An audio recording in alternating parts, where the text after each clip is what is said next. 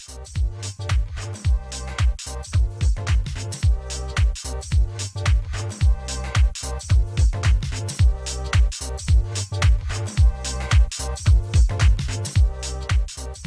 videos are meant to help you understand the document and app we created called Cookbook to Inquiry. All of these resources were designed to help teachers understand the difference between two types of science lessons or laboratory investigations.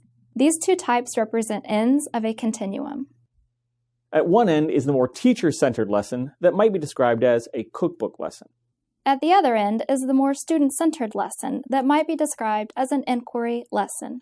It should be noted that there are positive aspects to both types of lessons and reasons a teacher might choose either type in any particular situation. We recommend, though, that teachers try to incorporate as much student-centered inquiry as possible into any lesson. In these videos, we will go through the most common components of a science lesson. For each component, we will describe options from the more cookbook ones to the options that reflect a more student-centered inquiry approach. Keep an eye on the bottom of the screen. As we move our components towards those that reflect more inquiry, our inquiry meter will move up. Providing students with a list of materials they will need for a lesson seems intuitively like a good policy. It makes for an efficient system of distribution and can ensure that you get those materials back at the end of class. Some teachers even assemble materials for the students before class begins. Teachers should consider, though, two ideas.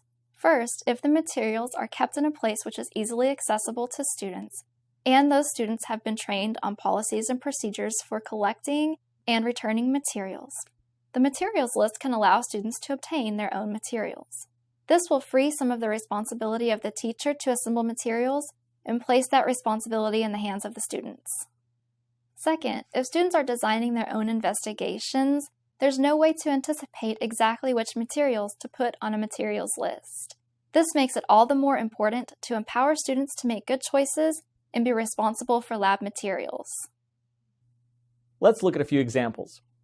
This materials list is appropriate for an investigation in which students will test the effect of various amounts of plant food on the growth of radish seeds. By including the ruler, we've already implied the method for measuring plant growth. This materials list is appropriate for the same investigation, but by altering it, we've left more decisions up to the students, including number of plants, the amount of plant food, and even how plant growth will be measured. This materials list includes various plant types, allowing for more student choice, including the possibility that students will make bad decisions such as varying both the plant type and the amount of plant food. This situation, however, can be an opportunity for meaningful learning. By providing more varied materials, the students are allowed to test for a variety of factors that affect plant growth. This might even lead students to design an investigation the teacher never originally anticipated. In this case, a shorter materials list may be best. Obviously, the students will need many more materials to carry out their investigation, but now they have the responsibility for deciding which materials to use and how to use them.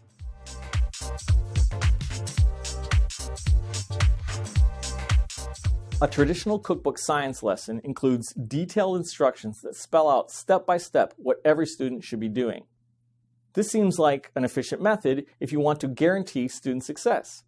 Allowing students to explore freely takes time and can lead to errors and missteps along the way. It can also lead to ideas and insights that were not the original intent of the lesson.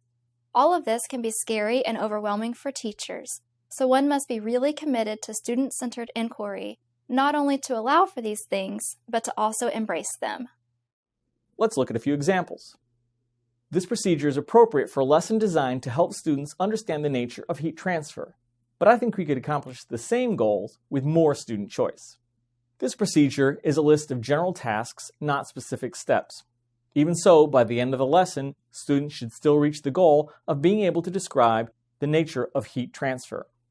They'll end up with a list of specific steps, but it's a list that they've generated themselves. This procedure demonstrates another method for bridging the gap between specific, step-by-step instructions and student choice.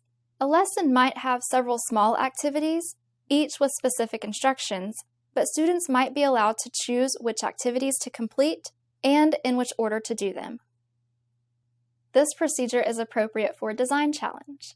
The teacher would define goals and parameters, and then students would decide which specific steps to carry out to meet the goals of the challenge. More student choice provides a twofold benefit. First, students have more investment in an investigation in which they have more input. Second, when different students carry out different versions of an investigation, or completely different investigations, there is more opportunity for them to explore fully, so long as the results are shared. This adds yet another benefit. It provides additional opportunities for students to communicate, critique, and defend scientific ideas.